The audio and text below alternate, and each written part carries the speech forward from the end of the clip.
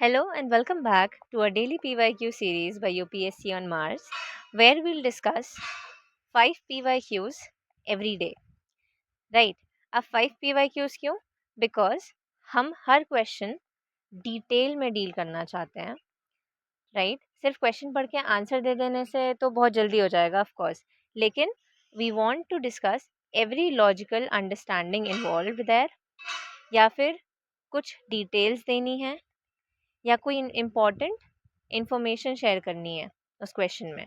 So we want to give you all of this that particular question, ताकि हर question अच्छे से deal हो, प्लस ये बहुत लंबा ना हो. उसका बेनिफिट ये होगा कि ऐसे ही थोड़ा बस 15-20 मिनट का टाइम रोज निकाल के आपका एक major portion of P Y Qs would be covered काफ़ी कम टाइम में, and you won't even realise that. Right? तो that is why this is a 5 PYQ series every day. So this is day 2 of polity. Let's proceed. A little about our courses. So our flagship program is the customized mentorship program, and this is special in many aspects. तो जो सबसे important factor है इसका वो ये कि इसमें सिर्फ 200 सीट्स हैं. वाई? बिकॉज अगर हम ज़्यादा सीट्स रखेंगे तो we won't be able to provide that personalised guidance that we have promised you. तो इसमें you will get a dedicated mentor plus a customised planner आपकी प्रिपरेशन लेवल के according. Along with this there are many more elements जो कि काफ़ी खास हैं इस प्रोग्राम में, जैसे कि C set guidance, then current affairs of 2.5 years, and not just 1 year, because UPSC के ट्रेंड्स के हिसाब से एटलीस्ट 2.5 या फिर 3 साल का current affairs is important. And don't worry, this isn't going to be bulky. Also 25 years P Y Q analysis. पहले हम 10 साल का दे रहे थे, but then we will be providing you now 25 years का पी वाई क्यू एनालिसिस. तो ये सब कुछ और इससे ज़्यादा इस प्रोग्राम में यू विल गेट. इसको और अच्छे से समझने के लिए please go and watch our first video. उसका डिटेल उसका link I share in the description. So apart from this programme we have other programmes, because इसमें तो सिर्फ 200 सीट्स हैं. So other students can join us prelims program without mentorship. Then there is 2.5 years current affairs along with the PYQ analysis of 25 years. And then there is a solely current affairs program. ठीक है. So you can enroll in any of these by going to this website. इसका भी link I'll share in the description. Now let's proceed with our main content of the video. So आज के हमारे topics हैं, basically I should say chapter, because हम chapter wise P Y Qs follow कर रहे हैं. So concept of constitution and salient features of the constitution. कल हमने 2 चैप्टर्स ऑलरेडी कंप्लीट कर चुके हैं. So if you haven't watch that video, please go and watch that video. उसमें we have completed historical background and making of the constitution. ये 2 chapters we have already done yesterday. उसमें सिर्फ 5 P Y cues ही हैं इन दोनों chapters को मिला के in last 25 years. So these are done yesterday.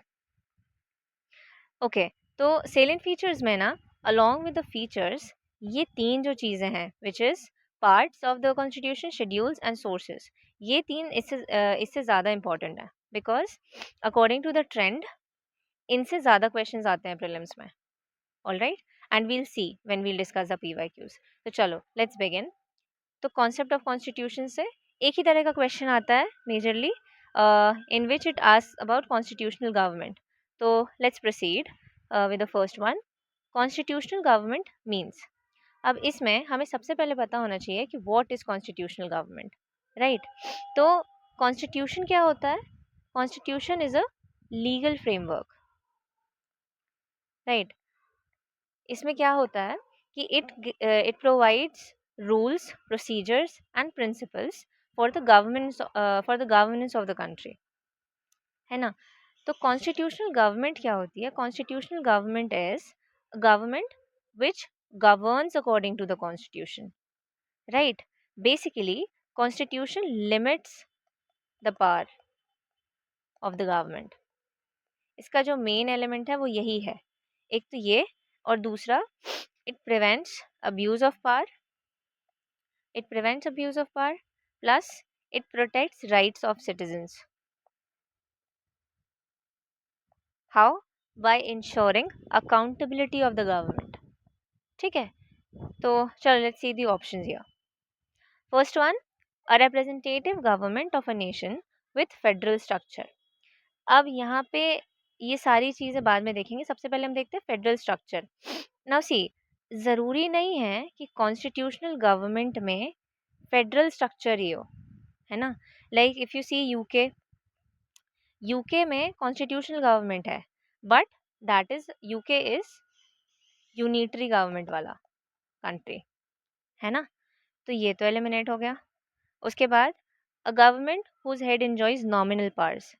ना कॉन्स्टिट्यूशनल गवर्नमेंट का ये कोई फीचर नहीं है कि अगर कॉन्स्टिट्यूशनल गवर्नमेंट है किसी कंट्री में तो उसका head will enjoy nominal powers only.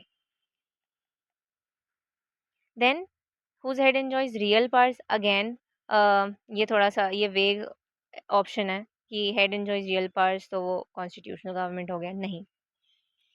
Also एक और चीज़ यहाँ पे नोटिस करने वाली है कि देखो, ये ऑप्शन अक्सर क्या होता है ना यूपीएससी में क्वेश्चंस में, वी से कि अगर दो ऑप्शंस बहुत क्लोज हैं, उनकी वर्डिंग सेम है, तो उन दोनों में से ही कोई एक आंसर होगा। ऐसा पॉलिटी में अप्लाई नहीं होता है, ठीक है।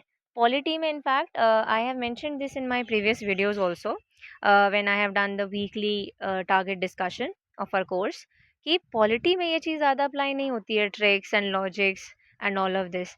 पॉलिटी में सबसे ज़्यादा आप अगर किसी भी चीज़ पे रिलाई करोगे तो that will be your knowledge, okay, and conceptual understanding. ये सारी चीज़ें बाकी सब्जेक्ट्स और बाकी क्वेश्चंस में you can test, but polity में don't fall for these, okay. तो सी जैसे इसमें ही दीज आर इनकरेक्ट, है ना। चलो, ये ध्यान रखना है पॉलिटी के केस में। इसके बाद हम आते हैं government limited by the terms of constitution. So this is the appropriate definition of a constitutional government. So the answer becomes D.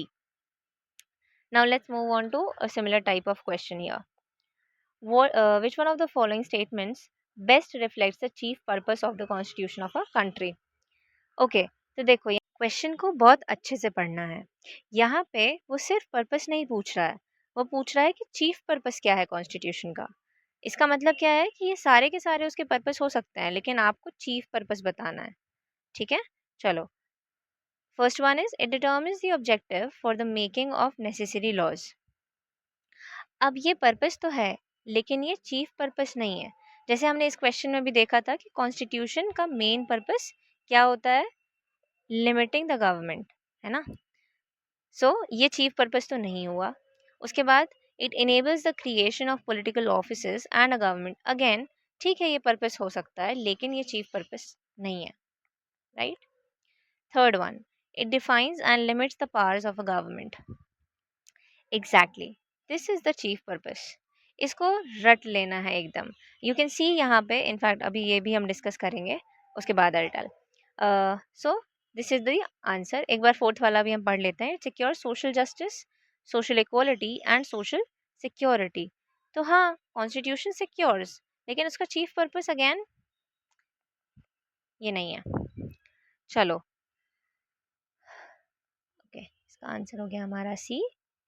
Now another similar type of question, a constitutional government by definition is अ।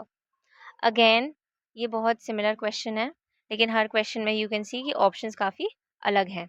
तो इसके options देखते हैं। Government by legislature. अब यहाँ पे सी, legislature है अगर किसी कंट्री में या फिर किसी गवर्नमेंट में, तो उसका मतलब ये नहीं कि उसके पास कॉन्स्टिट्यूशन भी होगा, है ना। So incorrect. Then popular government. Popular government का मतलब क्या होता है? पॉपुलर गवर्नमेंट का मतलब होता है गवर्नमेंट इलेक्टेड बाय पीपल, लेकिन इसका मतलब ये तो नहीं कि उसके पास ज़रूरी है कि कॉन्स्टिट्यूशन हो ही, है ना। Similarly, multi party government. अब यहाँ पे पार्टीज बहुत सारी हैं। मल्टी पार्टी गवर्नमेंट तो यही हुआ कि उसमें काफ़ी गवर्नमेंट काफ़ी पॉलिटिकल पार्टीज का रिप्रेजेंटेशन है, लेकिन डजंट मीन कि that is a constitutional government, है ना। तो last one is limited government.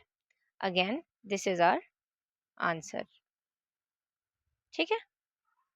चलो, I hope you observed this कि किस तरह से इन तीनों क्वेश्चंस में एक ही चीज़ पूछी जा रही है, बस थोड़ा सा वर्ड्स का फ़र्क है और ऑप्शंस ऑफ कोर्स अलग हैं, बट इट्स वेरी इजी अगर आप इसका कॉन्सेप्ट समझ लेते हो तो, है ना?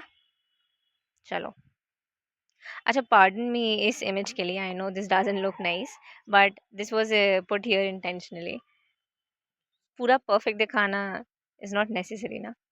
चलो चलो, सो कॉन्सेप्ट ऑफ कॉन्स्टिट्यूशन से they only these questions have been asked till date, we have discussed, और ये सारे सिमिलर कैटेगरी के हैं। Now we will start with salient features, और उसमें फीचर्स वाला कैटेगरी से will be beginning. Okay, the question says, we adopted parliamentary democracy based on the British model, but how does our model differ from that model? Let's read the options. As regards legislation, the British Parliament is supreme or sovereign, but in India, the power of the Parliament to legislate is limited. Now, before proceeding here, let's see some differences between British model and Indian model. ठीक है? In case of Parliament. So see, sovereignty, सबसे पहले sovereignty के case में British parliament is sovereign, मतलब no authority can override its decisions. जो उन्होंने decide कर लिया that is supreme, unlike Indian parliament which is bound by the constitution. अब ये क्यों होता है? देखो, क्योंकि ब्रिटेन में ना it's all based on unwritten conventions and statutes, और इनको भी कौन चेंज कर सकता है अपनी विल के according? The British parliament, right? लेकिन इंडिया में we have a written constitution, ठीक है, and that is how the parliament is bound by the constitution. They cannot just arbitrarily change the constitution or any provision of the constitution just according to their will. We have various limitations, right? ठीक है, फिर एक ये head of state, यहाँ पे मुनाक होता है, यहाँ पे we have president. Let's stick to the parliament thing currently. You can read this table PDF से, which will be provided on our Telegram channel, जिसका link I share in the description. ठीक है, देन जुडिशियल रिव्यू. अब ये सब कैसे possible है? ये सब बेसिकली मीन्स जो मोस्ट इम्पॉर्टेंट फीचर है अगेन, वो क्या है यहाँ पे कि ब्रिटिश पार्लियामेंट ना, या फिर ब्रिटेन में there is no provision of judicial review, ठीक है, जो कि पार्लियामेंट को चेक कर सके. लेकिन इंडिया में वी ऑल नो कि we have extensive provision of judicial review. Judicial reviews each and every law for its constitutionality, है ना? हमारा proper, we have a proper basic structure of the constitution, जिसके against the parliament cannot make any provision, right? So this is how Indian Parliament differs from British Parliament, right? Now let's get back to the question. So the first one, British Parliament is supreme or sovereign, but in India, Parliament to the power of Parliament to legislate is limited. This is correct. Then in India, matters related to constitutionality of the amendment of an act of Parliament are referred to the Constitution Bench of the Supreme Court. हमने इसमें भी पढ़ा अभी इस table में, see judiciary can review laws for constitutionality. तो ये statement यहीं से सही हो जाता है, yes. And this is basically judicial review, nothing else. This is basically कि हमारे पास जुडिशियल रिव्यू का ऑप्शन है. चलो, तो इसका आंसर क्या हो जाएगा? Both 1 and 2. Let's move on to next question. Consider the following statements. The Constitution of India has 20 parts. There are 390 articles in the Constitution of India in all. 9th, 10th, 11th and 12th schedule were added to the Constitution of India by Constitution Amendment Acts. अब ये तीनों statements direct from salient features के chapter से हैं. You will see, as I already told वहाँ starting में, कि parts है ना, then articles, schedules, ये सब salient features के chapter में ही दिया हुआ है. एंड डायरेक्ट वहाँ पे आप अलग अलग टेबल देखोगे एंड यू विल सी कि how many parts do we have? 22. ठीक है, then articles not 390, originally we had 398 but now we have more than 400. ठीक है, तो अगेन दिस इज इनकरेक्ट. उसके बाद ये schedules were added by amendment acts, this is directly given, in the chapter. See, this is screenshot from the chapter itself. So, ninth schedule by First Amendment 1951, 10th schedule by 52nd Amendment Act, 11th schedule 73rd Amendment, and 12th schedule by 74th Amendment. This deals with land reforms, this deals with anti defection, this deals with Panchayati Raj, and this one with municipalities. ठीक है, तो इसी तरह से directly सीधा हमारी book से ही question आता है मेजरली पॉलिटी में. Okay, as I already highlighted is again and again कि स्टैटिक ही मोस्ट इम्पॉर्टेंट है पॉलिटी में. ठीक है, तो अगेन इसमें एक और चीज़ देखो, यहाँ पे अब एक और चीज़ हम देखते हैं कि बाकी क्वेश्चंस में या बाकी प्रीलिम्स के सब्जेक्ट्स में वी ऑफन से कि ये ट्रिक लगती है कि अगर दो स्टेटमेंट्स में नंबर दिया हुआ है तो उनमें से एक सही होगा एक गलत होगा, काफ़ी चांसेस हैं इस चीज़ के. पॉलिटी में नहीं है ज़रूरी ये चीज़, ये दोनों गलत है यहाँ पे, है ना. तो please take care of this thing in case of polity questions. चलो, proceeding with next. Now we will begin with question related to parts of the constitution specifically. ठीक है. So, which of the following statements are correct about the Constitution of India? First one, powers of municipalities are given in part 9A of the Constitution.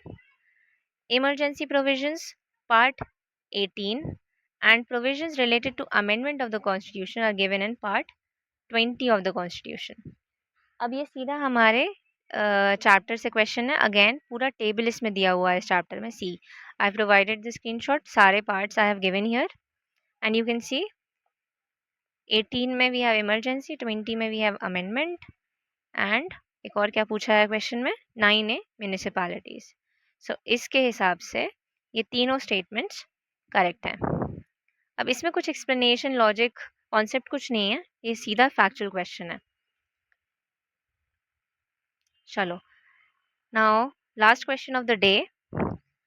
सो हमने starting में क्या क्या देखा था, selling features वाले chapter में क्या क्या है, फीचर्स, पार्ट्स, शेड्यूल्स और सोर्सेस. तो फीचर के क्वेश्चन हमने देख लिए, पार्ट्स के क्वेश्चन हमने देख लिए. We'll be beginning with schedule के questions now. Which one of the following schedules of the Constitution of India contains provisions regarding Anti-Defection Act? Now, ये एक direct question है from the schedules of the Constitution, again provided in the chapter as we saw here. Just a minute, देखो यहाँ से आया है ये सीधा question. 10th schedule, anti defection law, right. ठीक है, सो इस तरह से we get direct questions from the chapters. And schedule के केस में ना, आज तो हमारे पास अब एक ही question, because we need to do only 5 questions per day. So we'll do schedules के बाकी क्वेश्चंस कल के लेक्चर में. एंड वील सी कि किस तरह से जो टेबल हमको फीचर्स वाले चैप्टर में दिया हुआ है ना शेड्यूल्स का, उसमें सारी इंफॉर्मेशन है जितनी हमको प्रीलिम्स के लिए पढ़नी है. हमको कुछ अलग से नहीं पढ़ना है. ठीक है, ओके, इसका आंसर हो जाता है हमारा 10th schedule. So that's all for today.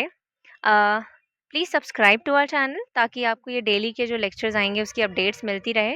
And you can follow our PYQ series daily so that you can cover maximum number of PYQs in an easy manner by taking out just 15-20 minutes of yours. So thank you for watching. Have a nice day.